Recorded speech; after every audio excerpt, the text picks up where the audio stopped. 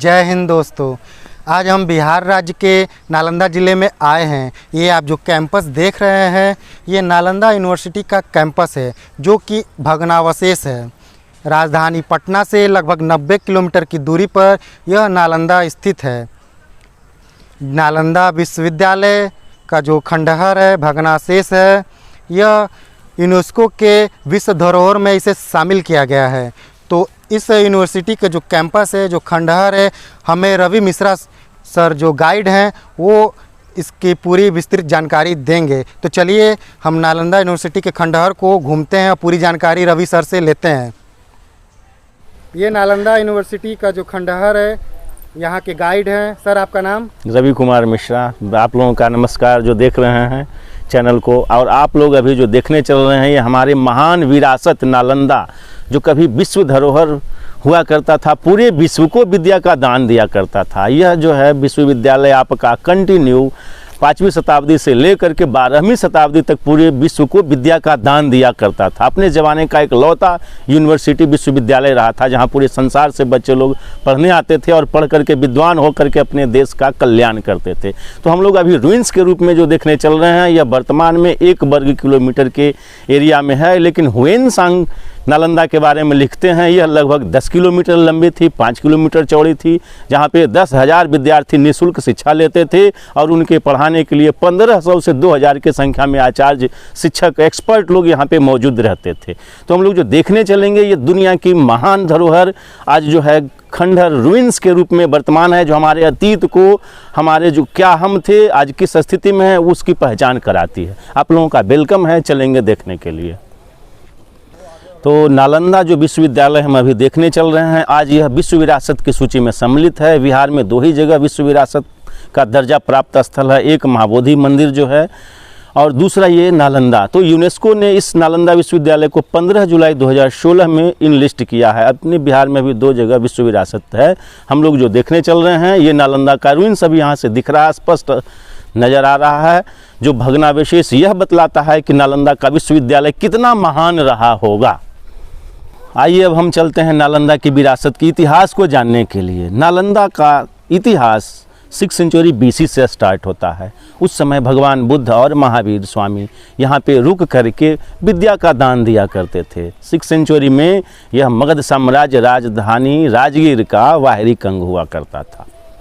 भगवान बुद्ध ज्ञान प्राप्ति के बाद, महावीर ज्ञान प्राप्ति के बाद अक्सर यहाँ पे इस उपवन में रुकते थे। जैन ग्रंथ के अनुसार इस जगह का नाम वाहरी कंग है और बौद्ध ग्रंथ के अनुसार इस जगह का नाम पावरिका आम्रवन है।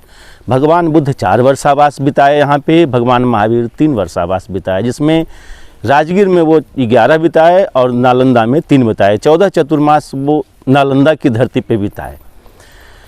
भगवान बुद्ध के 2 शिष्य हुए जो काफ़ी विख्यात हुए, उनका यही जन्म हुआ था, सारिपुत्र जी का और महामोदग्लायन जी का। सारिपुत्र जी का जन्म स्थल नालगांव था, वह आगे चल के नालक हुआ, बाद में वह नालंदा बना। मोगलायन जी का जन्म कोलित ग्राम था, उनका निर्माण जाकर के मध्य प्रदेश सांची में हुआ, जहाँ पे आज उन स्थल पर सांची का स्तूप बना हुआ, जिसको बाद में सम्राट अशोक के द्वारा निर्माण किया गया। ये दोनों व्यक्ति महान शिष्य हुए जो उन्होंने आगे चल के भगवान बुद्ध के मार्गदर्शनों को आगे बढ़ाया, उपदेशों को आगे की ओर ले गए। ये दोनों व्यक्ति जहाँ पे सारिपुत्र का जन्म हुआ था उसी जगह उनका निर्माण हुआ, जो आज नालंदा का मुख्य स्मारक है, मंदिर संख्या 3 के नाम से वो जानी जाती है। सारिपुत्र और मोगलायन विद्या अध्ययन का कार्य भगवान बुद्ध के बाद शुरुआत किया और उनका यह शुरुआत किया हुआ गुरुकुल आश्रम की तरफ फलता फूलता रहा। बीच में सम्राट अशोक 261 ईसा पूर्व के बाद जब बौद्ध धर्म ग्रहण किए तो यहाँ पे उन्होंने कुछ निर्माण कार्य किया था और कुछ डोनेशन दिया था। सारिपुत्र के स्तूप की जो है निर्माण और उनका जो है मरम्मत करवाया था, उनको नवनिर्माण किया था। धीरे धीरे इसकी ख्याति बढ़ती गई। 5वीं शताब्दी में 413 ईस्वी में जब कुमारगुप्त प्रथम जो कि चंद्रगुप्त II के पुत्र थे, उन्होंने नालंदा विश्वविद्यालय की आधारशिला रखी। उसके बाद से यह विश्वविद्यालय निरंतर बहुत बड़े जो है संस्था के रूप में विकसित होता चला गया। यह पहला विश्वविद्यालय रहा था पूरे वर्ल्ड का जहाँ पे फ्री में निःशुल्क शिक्षा मिला करती थी। तब यहाँ पढ़ने के लिए चीन सहित सुदूरवर्ती देशों से, ओरिएंटल कंट्री से, मध्य यूरोप से, मिस्र तक से लोग आया करते थे। ऐसी जो है मान्यता है कि वो लोग हार्ड ट्रेवल करके यहाँ पे पढ़ने के लिए जान जोखिम में डाल के आते थे। वह एक स्वप्न लेकर के आते थे कि काश मेरा एडमिशन, मेरा जो है प्रवेश नालंदा विश्वविद्यालय में हो जाए और हम वहाँ पे विद्या अध्ययन का कार्य कर सकें। आगे चलते हैं और भी देखेंगे। नालंदा में पढ़ने के लिए चीन के 2 स्कॉलर आए। एक रहे थे हुएनसांग और जो 635 ईस्वी में यहाँ पे अध्ययनरत थे, और ईत सिंह 673 में आए थे। हुएनसांग यहाँ पे 6 वर्ष बिताए, 5 वर्ष स्टूडेंट रूप में, विद्यार्थी रूप में, और 1 वर्ष आचार्य रूप में उन्होंने पढ़ाया। उन्होंने एक डायरी लिखा, उस डायरी का नाम है CU की। वो मेंशन करते हैं कि जब नालंदा विश्वविद्यालय में बच्चे पढ़ने के लिए आते थे तो उनका एडमिशन टेस्ट द्वार पर ही लिया जाता था। मात्र 10% लोग पास करते थे, 90% लोग फेल कर जाते थे। अभी तक जो है एक भी पुराने दरवाजे, 4 दिशा में 4 दरवाजा होने का जिक्र है, एक भी प्राप्त नहीं हुआ। ये काट करके आर्कियोलॉजी के द्वारा नया रास्ता बनाया हुआ है। अब हम लोग जो देख रहे हैं यहाँ पे, ये जो है गड्ढे गड्ढे छोटे रूप में, ये उन विद्यार्थियों का जो गुप्त साम्राज्य के समय यहाँ पढ़ा करते थे, उनके रहने के लिए कमरे थे, रूम थे, एक सेल की तरह थे। यह विश्वविद्यालय निरंतर 800 साल पूरे संसार को विद्या का दान दिया। उस बीच में इस विश्वविद्यालय को 3 राजवंशों का संरक्षण प्राप्त हुआ। हम लोग लगभग वहाँ जो देख रहे हैं 10-12 फीट की नीचे गहराई पे, उस समय उनका जो है वो ग्राउंड लेवल था, फर्श था, जहाँ से बच्चे लोग अपने कमरे में आया जाया करते थे। चारों तरफ रूम होते थे, बीच में आंगन होता था, आंगन में ही उनका अध्ययन अध्यापन का कार्य होता था। ये मोनास्ट्री का भाग है। चूँकि विश्वविद्यालय निरंतर 800 साल चलता रहा, पूरे विश्व को ज्ञान देता रहा, तो इस बीच में 3 राजवंशों ने इसका जो है नवीकरण किया। कुमार गुप्त के 200 साल बाद जब इनके कमरे रहने लायक नहीं रहे, तब हर्षवर्धन राजा हुए 606 ईस्वी में, भारतवर्ष के वो राजा बने, किंग ऑफ कन्नौज। उन्होंने पुराने चीज़ों को कवर कर दी, रिपेयर न करा करके ढक दिया। एक नया लेवल बना जिस पर हम लोग खड़े हैं। अब इसके ऊपर उनका कंस्ट्रक्शन बनाया गया। पुनः 200 साल बाद जब धर्मपाल और देवपाल राजा हुए, तो फिर उन्होंने लगभग 15-10-12 फीट के बाद हर्षवर्धन के कंस्ट्रक्शन के ऊपर फिर निर्माण कार्य किया। इस तरह से पाल राजाओं का संरक्षण इस विश्वविद्यालय को 800 से 1200 ईस्वी तक प्राप्त रहा। विभिन्न जानकार इतिहासकार लिखते हैं कि इस विश्वविद्यालय का पतन पाल डायनेस्टी से प्रारंभ हो चुका था, लेकिन बख्तियार खिलजी जो कि मोहम्मद गोरी का सहायक सेनापति था, उनके नाम से एक जो है रेलवे स्टेशन अभी तक काम है, बख्तियारपुर। उसके आक्रमण के बाद ये विश्वविद्यालय पूर्णतः समाप्त हो गई। उस आक्रमण में इस विश्वविद्यालय की लाइब्रेरी लगातार अनेक महीने तक जलती रही थी। 3 से 6 महीने तक जलने का जिक्र आता है। अकॉर्डिंग टू मिनहाज उज सिराज, एक उस समय के इतिहासकार थे जिन्होंने अपना बुक तबकात नासिर लिखा है। उसमें लिखा है कि नालंदा विश्वविद्यालय की लाइब्रेरी जो है ग्रंथालय अनेक महीने तक जलते रहे थे। 3 लाइब्रेरी का चर्चा हुएनसांग ने भी किया था। आपका सबसे बड़ा लाइब्रेरी था रत्न सागर, वह 9 मंजिला बताया गया है। रत्नादधि और रत्नजक 6-6 मंजिला बताया गया। अनुमानतः 90 लाख से ऊपर भोजपत्र की और ताम्रपत्र की लिखी पुस्तकें जो थी पूरी तरह से जल गई उस अग्निकांड में। उसके जलाने के बाद बख्तियार खिलजी के ही द्वारा इसका एक और भाग था उदंतपुरी बौद्ध विश्वविद्यालय, जिस पर आज पूरा बिहार शरीफ बसा हुआ है। और विक्रमशिला जो कि भागलपुर में विश्वविद्यालय था, धर्मपाल के द्वारा 800 ईस्वी में स्थापित की गई थी बौद्ध विश्वविद्यालय, वह भी समाप्त कर दी गई। 1200 ईस्वी के बाद इस विश्वविद्यालय में विद्या अध्ययन और अध्यापन का कार्य सदा के लिए समाप्त हो गया। उसके बाद इसकी स्थिति धीरे धीरे निरंतर बिगड़ती चली गई। इधर उधर से लोग जो है तोड़ते चले गए और इसके ऊपर गांव वाले गांव बसते चले गए। कालांतर में 700 साल होते होते ये पूरी मिट्टी की टीला के रूप में ढक गई। ऊपर तक ये पूरी मिट्टी दबी हुई थी। 700 साल तक ये इसी तरह से ढकी हुई पाई गई। इसका पता विभिन्न अंग्रेज अधिकारियों ने समय समय पर लगाया। फाइनल जो है इसकी खोज एक कुंडलपुर नगरी के रूप में 1808 में की गई थी। उसके बाद अलेक्जेंडर कनिंघम ने फाइनल 1871 में प्रमाणित कर दिया कि ये नालंदा विश्वविद्यालय। तब इसका जो है निरंतर फिर खोज सतत जारी रहा। उसके बाद ब्रिटिश संसद से इसको ग्रांट मिला। तब 1915 से 37 तक इसका प्रथम उत्खनन हुआ। उसके बाद भारत जब स्वतंत्रता प्राप्त की तब सराई टीला के नाम से एक अन्य मंदिर है, वहाँ पे 1974 से 82 तक खनन का कार्य हुआ। वह अभी विश्वविद्यालय हम लोग मात्र 1 ही किलोमीटर के दायरे में देख रहे हैं। अभी हम लोग 2 हॉस्टल के बीच से गुजर रहे हैं। इधर भी आवास, इधर भी आवास रहने पढ़ने का। उस समय विहार के नाम से ये जो है आवास परिसर, जहाँ पे मॉन्क्स लोग, भिक्षु लोग, विद्यार्थी लोग रहते थे, पढ़ते थे, वैसे जगहों को विहार, बौद्ध विहार कहा जाता था। इसी के कारण आज इस राज्य का नाम बिहार पड़ा है। आइए आगे चलते हैं। सामने जो हम मिट्टी का जो है लगभग वो टीला के रूप में घास उगा हुआ जो पार्ट देख रहे हैं, इस स्तर तक जो है ये ढके हुए पाए गए थे। इसका फोटोग्राफ म्यूजियम में जो है लगा हुआ है। यहाँ से बहुत सारे सामान प्राप्त हुए उत्खनन के रूप में, जो म्यूजियम में हैं नालंदा संग्रहालय में, जिसका जो है निर्माण 1917 में किया गया था। तो हम चलेंगे नालंदा विश्वविद्यालय। जब पूर्णतः मिट्टी से हटा दी गई, इसको निकाला गया तो 2 पार्ट में मिला। पूर्वी भाग जो है ये पूरा बौद्ध विहारों की 11 श्रृंखला प्राप्त हुई है, और इस मंदिर में इस खंडहर के कैंपस में, इस 4 दीवारी के अंदर में 6 मंदिर प्राप्त हुए हैं और 11 बौद्ध विहार प्राप्त हुए हैं, जो हम लोग देखने चल रहे हैं। ये सामने जो भव्य दिख रहा है, ये सबसे प्राचीन स्मारक है। यहीं पे जो है ये नालंदा का आज गौरव है। इसी का चित्र जो है नालंदा के रूप में जाना जाता है। यह सबसे प्राचीन है।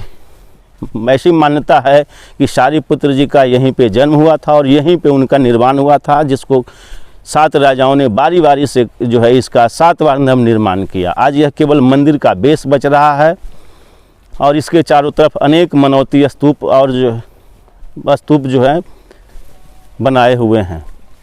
अभी हम लोग बौद्ध विहार देखने चल रहे हैं, जो जहाँ रहना पढ़ना उनका हुआ करता था। ये मोनास्ट्री नंबर 1 आर्कियोलॉजी ने यहीं से सबसे पहले उत्खनन का कार्य आरंभ किया था, इसलिए इसको अपने हिसाब से मोनास्ट्री नंबर 1 दिया गया।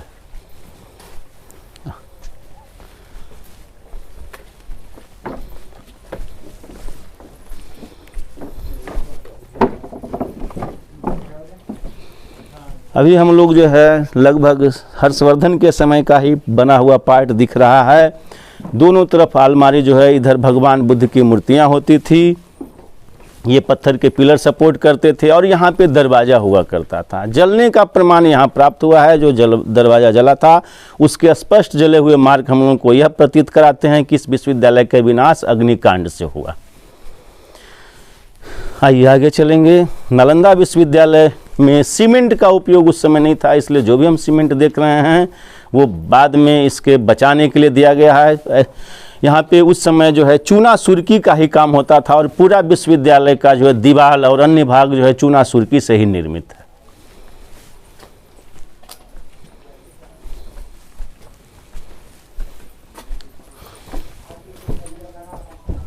चलिए,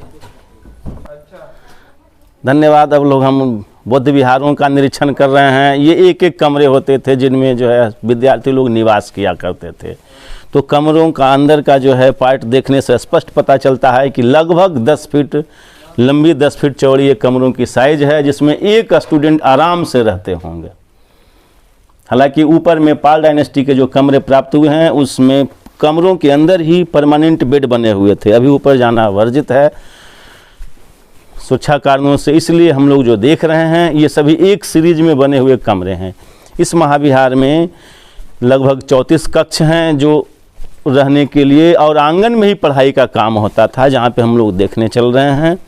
ये कमरे सभी एक समान हैं। इसकी दीवारें इतनी मोटी मोटी है जिससे स्पष्ट पता चलता है कि ये गर्मी के दिनों में ठंडा रहती होगी, भूकंप रोधी होगी, और सिल की तरह जो है इसमें स्टूडेंट लोग, मॉन्क्स लोग मेडिटेशन करते होंगे। इससे इसमें खिड़कियां कहीं नहीं प्राप्त होती है।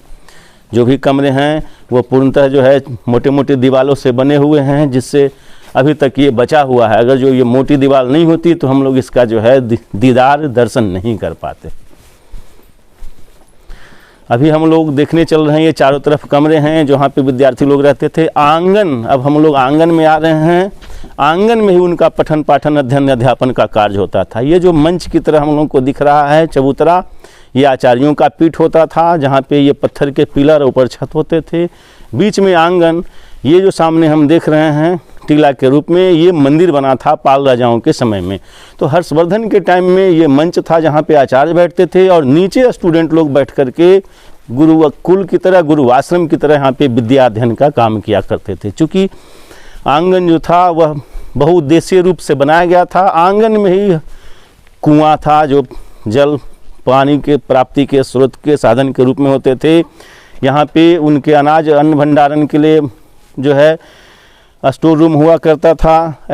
हुइनसांग और अन्य इतिहासकार ने लिखा है कि इस विश्वविद्यालय को 200 गांव से राजस्व प्राप्त होता था, जिसके कारण जब बच्चे पढ़ने के लिए आते थे तो उनका एडमिशन टेस्ट होता था। इसी प्रसिद्धि के चलते 200 गांव से अनाज आता था, उस जो है भोजन और उनके खाद्यान्न की आपूर्ति होती थी। इसमें जले हुए चावल और 2 मटके होने के प्रमाण प्राप्त हुए हैं, जो अब म्यूजियम में रखे हुए हैं। आइए आगे चलेंगे। चलिए, स्वागत है फिर से आप लोगों का। अब हम लोग जो महाविहार के बीच प्रांगण में खड़े हैं, जिसमें ये कुआं है। कुआं अभी सूख चुका है, लेकिन जो है 5-6 साल पहले इसमें पानी हुआ करता था। अभी इसकी वर्तमान गहराई लगभग 30 फीट है। ये जालियां जो देख रहे हैं, ये टूरिस्ट के प्रोटेक्शन के लिए लगाया गया है। ये सीढ़ियां हैं, ऊपर जाने के लिए होती थी। ये पाल डायनेस्टी 9वीं शताब्दी से लेकर 12वीं शताब्दी तक जो है ऊपर के कमरों में जाने के लिए बनाया गया था। ये विश्वविद्यालय का भंडार गृह था। इसका छत ही बचा हुआ है। ये लगभग 1300 साल पुराना हर्षवर्धन के काल का बना हुआ है। इसके अंदर की साइज देखने से पता चलता है कि उस समय जो है मेहराबदार कमरों का निर्माण लोग किया करते थे, और अभी तक ये उसी मजबूती के साथ खड़ा हुआ है, जो देखने से स्पष्ट पता चलता है कि उस समय की यह जो है स्थापत्य कला और इंजीनियरिंग का सबसे बेस्ट नमूना था। ये यहाँ 2 कमरे इस तरह से प्राप्त हुए हैं, जो भंडार घर के रूप में उपयोग में लाए जाते थे। इस तरह से ये एक कमरा होता है, और दूसरा कमरा इधर है आपका, यहाँ पे है। यही 2 कमरे प्राप्त हुए हैं इस पूरे खंडहर में, जिसका छत बरकरार है। बाकी जो है कमरों की छत जो है नष्ट हो गई है। जलने के बाद ये जो है लगभग 700 साल तक दबी रही। उस पीरियड में जो है लकड़ी के जितने भी थे लगभग जो है सड़ गल करके समाप्त हो चुके हैं। ये इस लेवल तक दबा हुआ था जो हम लोग देख रहे हैं। ये टीला के रूप में आर्कियोलॉजी ने बाद में प्रोटेक्शन के लिए एग्जाम्पल के लिए रख छोड़ा है। ये जो ऊंचा नीचा हम लोग देख रहे हैं, ये 3 पीरियड का है। एक नीचे वाला जो लेवल है वो गुप्ता डायनेस्टी का, कुमार गुप्त के टाइम का। दूसरे बार जो हम खड़े हैं, ये लेवल आपका हर्षवर्धन के समय का है। और तीसरा बार उस लेवल जो प्राप्त दिख रहा है हम लोगों को, वह पाल डायनेस्टी के टाइम में सारे कमरे, सारे कक्ष उस लेवल के ऊपर बने हुए थे। इतना मिट्टी निकाल करके आर्कियोलॉजी ने 3 लेवल को आइडेंटिफाई किया है, लेकिन इस महाविहार में आर्कियोलॉजी ने 9 लेवल प्राप्त किए हैं। संभवतः इस विश्वविद्यालय का 800 साल के दरमियान 9 बार नवनिर्माण किया गया हो। एक दिलचस्प बात बताएं, इस खंडहर में एक जो है बहुत अच्छी फिल्म की शूटिंग हुई थी, देवानंद साहब जी का और हेमा मालिनी जी का। उस फिल्म का नाम था जौनी मेरा नाम, ओ मेरे राजा ओ मेरे रानी। इस सॉन्ग का जो है यहाँ पे शूटिंग हुआ था। आपका इसका भी सीन है, इस सीढ़ी का भी है, इस ग्राउंड का भी है, और जो हम लोग मोनास्ट्री घूम के आ रहे हैं उसका भी सीन है। तो उस फिल्म में भी जो है इसकी जो है बहुत अच्छी प्रमोशन हुई थी इस विश्वविद्यालय की। उस बहाने भी लोग जाने थे। अभी तो ये हमारा सभ्यता और शिक्षा संस्कृति को दिखा रहा है। धर्म से भी जुड़ा हुआ ये चीज़ है, क्योंकि भगवान बुद्ध यहाँ पे समय बिताए थे। इस नाते बौद्ध धर्म के लिए बहुत ही पवित्र भूमि है। ये सभी जो हम मोमबत्तियाँ, कैंडल्स देख रहे हैं, अक्सर यहाँ लोग, उपासक लोग और जो है भिक्षु लोग आकर के भगवान बुद्ध और सारी पुत्र की पूजा अर्चना करते हैं। ये जो है मोमबत्तियाँ बुझे हुए और फूल माला जो यह प्रदर्शित करता है कि यहाँ पे आकर के लोग उपासना, पूजा अर्चना किया करते हैं। ये मंदिर संख्या 3, प्रसिद्ध मंदिर 3 के रूप में जानी जाती है। इस मंदिर के निर्माण के 7 चरण पाए गए हैं, जिसमें कालांतर में जो है 4 वो डैमेज कंडीशन में थे, खुदाई के बाद वो उन्हें पुनः ढक दिया गया, और 3 जो है निर्माण के चरण जो 5वीं, 6ठी और 7वीं बार के निर्माण हैं वो स्पष्ट देखे जा सकते हैं। यह सीढ़ियाँ विभिन्न कालांतरों में बनी जो हम लोग देख रहे हैं। एक वो वाली सीढ़ी जो नीचे दिख रहा है, थोड़ा जूम कर दीजिए, ये कुमार गुप्त की सीढ़ी है नीचे वाली। ये वाली सीढ़ी जो गोल राउंड में आप देख रहे हैं, ये कुमार गुप्त के टाइम की है। दूसरी वाली सीढ़ी हर्षवर्धन की बनवाई हुई है, और तीसरी वाली जो है वो सीढ़ी जो टूटी अवस्था में दिख रही है वो धर्मपाल के टाइम की बनाई हुई है। ऊपर में ये पूरा सॉलिड है, पूरा पैकअप है। ऊपर में भगवान बुद्ध की मंदिर थी, मूर्ति थी, क्लोजल इमेज था। अभी जो है सिर्फ बेस बच रहा है। इसके चारों तरफ जो हम गोल गोल राउंड शेप में देख रहे हैं वो सभी स्तूप हैं, और छोटे छोटे मंदिर के रूप में जो देख रहे हैं ये सभी जो है भगवान बुद्ध की मूर्तियाँ इनसे प्राप्त हुई है, जो अभी इसका संग्रह म्यूजियम में रखा हुआ। इस नालंदा में इस मंदिर का खास ये है कि ये उत्तराभिमुख है और बाकी जितने भी मंदिर प्राप्त हुए हैं वो सभी पूर्वाभिमुख मंदिर है। ये सब जितने भी गोल गोल हम देख रहे हैं ये सब जो है स्तूप है, मनौती स्तूप हैं जो पूजा के उद्देश्य से बनाए गए थे। कुछ इसमें जो हैं उन रेलिक्स के ऊपर भी बने हुए हैं और कुछ मनौती स्तूप भी बने हुए हैं। नालंदा खंडहर 2 पार्ट में, एक पार्ट में ये पूरा धार्मिक क्षेत्र कहा जाता था जिसमें मंदिर और स्तूप प्राप्त हुए हैं। दूसरा पार्ट जो है हॉस्टलों की श्रृंखला प्राप्त हुई, वह जो है रहना पढ़ना और जो है उनके आराम के रूप में माना जाता था। बिहार के ही कारण इस राज्य का नाम बिहार प्राप्त हुआ। अभी इस खंडहर की खुदाई यत्र तत्र होती रहती है जिसका बहुत सा चीज़ अभी रहस्य आना अभी बाकी है। इस विश्वविद्यालय के नाम से नया विश्वविद्यालय राजगीर में बनाया जा रहा है। अमर्त्य सेन जैसे प्रसिद्ध व्यक्ति उस विश्वविद्यालय से जुड़े हुए थे, उसमें पठन पाठन का भी कार्य आरंभ हो चुका है। अभी हम लोग मंदिर संख्या 12 के पास खड़े हैं और उसके आसपास में ये बहुत सारे स्तूप हैं जिनमें कुछ स्तूप पत्थरों के हैं, कुछ स्तूप ईंटों के बने हुए हैं। ये मंदिर संख्या 12 सामने है जो पंचायतर मंदिर हुआ करता था। यहाँ पे 4 कोनों पे 4 छोटे छोटे मंदिर होते थे और जो है बीच में बड़ा मंदिर होता था जो अभी लगभग लुप्त प्राय है, जो टीला के रूप में हम लोगों को ये स्पष्ट दिख रहा है। ये मंदिर संख्या 12 के आसपास में स्तूप हैं। यहाँ के एक छोटे मंदिर के अंदर का दृश्य हम लोग जो देख रहे हैं वो उनमें भगवान पीठ पर भगवान बुद्ध की मिट्टी की मूर्तियाँ होती थी जिस पर जो है चूना सुर्की का बाहरी आवरण चढ़ाया हुआ होता था। बख्तियार खिलजी के आक्रमण के बाद ये सारे ध्वस्त हो गए, छप्पर जल गए, जिससे वर्षा के बाद और अन्य कारणों से लगभग मूर्ति नष्ट प्राय दिख रही है। मूर्ति जो है अंदर का थोड़ा सा पार्ट जो बैठे हुए मुद्रा में होने का आभास प्रतीत हो रहा है। इस तरह से यहाँ की मिट्टी की बनी हुई मूर्तियाँ लगभग नष्ट प्राय है। ये सामने जो हम स्तूप दिख रहे हैं ये सभी जो है कुछ मनौती हैं, कुछ पत्थरों के। ऐसे बहुत सारे स्तूप मिले यहाँ पे जो धातु के भी थे, वो म्यूजियम में हैं। ये जितने भी हमें यहाँ पे एस्बेस्टस या इसका जो ऊपर का वो मंदिर दिख रहे हैं ये सभी जो है पूजा स्थल के रूप में, श्राइन के रूप में होते थे। ये विद्यार्थियों के चिंतन मनन के लिए उद्देश्य से बनाए गए थे। इस तरह से इस नालंदा महाविहार के कैंपस में, नालंदा खंडहर के कैंपस में अभी 6 बौद्ध मंदिर प्राप्त हुए हैं और 11 हॉस्टल बौद्ध विहार प्राप्त हुए हैं जो पुराने का मात्र 10% ही है। सर यहाँ कौन कौन से विषय की पढ़ाई होती थी, कौन कौन से प्रसिद्ध आचार्य यहाँ पे पढ़ाया करते थे और रहते भी थे? सर यहाँ पे विषयों के बारे में हुएनसांग और अन्य यात्रियों के विवरण से ज्ञात होता है कि यहाँ पे बहुत सारे जो है विषय होते थे जिनमें theology, grammar, logic, astronomy, metaphysics, medicine, philosophy, ecology, environment, agriculture, sculpture, yoga और मेडिटेशन। प्रमुख आचार्यों में नागार्जुन, वसुबंधु, धर्मपाल, सुविष्णु, असंग, शीलभद्र, धर्मकीर्ति, चंद्रकीर्ति, अतीश दीपांकर, पद्मसंभव, शांति रक्षित, शांति देवा, ये सब प्रसिद्ध व्यक्ति होते थे जिनका जो है लिखा हुआ किताब अभी भी जो है पढ़ने योग्य है, रिसर्च के योग्य है। वो अमूल्य धरोहर के रूप में इस विश्वविद्यालय में जो है जल करके नष्ट हो गई। लेकिन कुछ स्टूडेंट्स लोग जब यहाँ से आक्रमण हुए थे, कुछ प्रमुख आचार्य लोग कुछ ग्रंथों को अपने साथ लेते गए थे जो जान बचाने के उद्देश्य से यहाँ से भागे थे। संभव है वो अभी तिब्बत और नॉर्थ ईस्ट के कुछ जगहों पे विद्यमान हो। ठीक है, अब हम लोग विहार संख्या 6 चल रहे हैं देखने के लिए। यहाँ पे 2 चूल्हे प्राप्त हुए हैं जिनमें आर्कियोलॉजी का और एक्सपर्ट लोगों का कथन है कि ये जो है प्रैक्टिकल उद्देश्यों के लिए बनाए गए थे। यहाँ पे उनके शोध कार्य हुआ करते थे। कुछ विद्वानों का मत है कि जो है यहाँ पे उन 1-2 चूल्हों में भोजन भी बनाने की व्यवस्था रही होगी। ये हम लोग जो है विहार देखने चल रहे हैं, ये एक जगह से देखने से स्पष्ट होगा। ये पूरी बिहार जो है बहुत अच्छी कंडीशन में है जो देखने से स्पष्ट ज्ञात हो जाता है।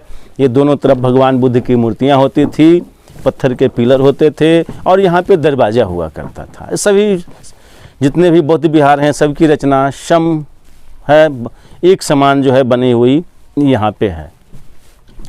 उसके बाद यहाँ पे जो है देख रहे हैं आंगन। ये आंगन 2 राज राजाओं के द्वारा बना हुआ प्रतीत हो रहा है। एक नीचे वाला है, ये पहले राजा का है, उसके बाद पूर्ववर्ती के ऊपर ही दूसरे राजा का बनाया हुआ है। इस विहार में कुएं प्राप्त हुए हैं, ये मंदिर हैं, ये 2 चूल्हे प्राप्त हुए हैं जो आंगन में कटे हुए प्रतीत हो रहे हैं। कमरों, यहाँ पे 32 कमरों की श्रृंखला प्राप्त हुई है। कमरे और बारामदा दोनों छत होते थे, तो बारामदा के छत को यहाँ पे इन गड्ढों में पत्थर के लगे हुए पिलर जो है उसको सपोर्ट करते थे, सहारा देते थे। कुछ टूटे हुए पत्थर के पिलर के भाग जो है हम लोगों को स्पष्ट दिख रहे हैं। इस तरह से आंगन जो है खाली हुआ करता था, आंगन जो है खुला हुआ होता था। आंगन बहुउद्देश्य के लिए बनाया जाता था। आंगन में पढ़ने के साथ साथ उनका जो है अन्य कार्य भी होता था, कुछ धार्मिक फंक्शन भी आंगन में हुआ करते थे। इस वजह से हम इतना बड़ा आंगन और उसके चारों तरफ जो है कमरों को देख रहे हैं। ये एक विहार, सुंदर विहार हुआ करता था जहाँ पे पढ़ने और रहने की व्यवस्था दोनों साथ में हुआ करती थी। इस विश्वविद्यालय में भी जो है जलने के अंश हम लोग को स्पष्ट दिख जाते हैं। ये जो है काला जो है वहाँ पे ये अग्नि के विनाश के स्पष्ट जो है नज़र आ रहे हैं। वो काला जो हम लोग दिख रहे हैं वो जलने के प्रमाण प्राप्त हुए। दिखा यहाँ से जूम कीजिए उसको।